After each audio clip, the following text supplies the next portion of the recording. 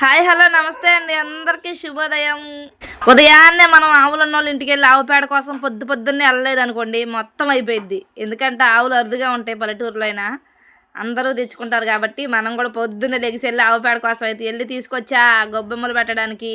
చిన్నగా సింపుల్గా చిన్న రథం అయితే వేసానండి. ఫస్ట్ రోజు మంచి ధూమ్‌ధామ్‌గా ఎత్తాం. రెండో రోజు కొంచెం తగ్గిద్ది రేవులు. మూడో రోజు కనుమ రోజుకి ఇంకా తగ్గిద్ది.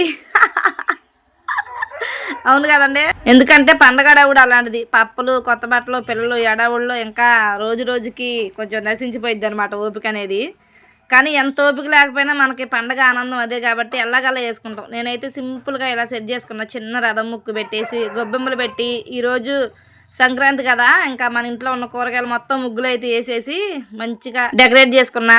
నాకైతే నచ్చింది. మీకు నచ్చితే కనుక నాకు కామెంట్ బాక్స్ లో కామెంట్ చేయండి. మీకు మీ కుటుంబ సభ్యులందరికీ కూడా సంక్రాంతి శుభాకాంక్షలు.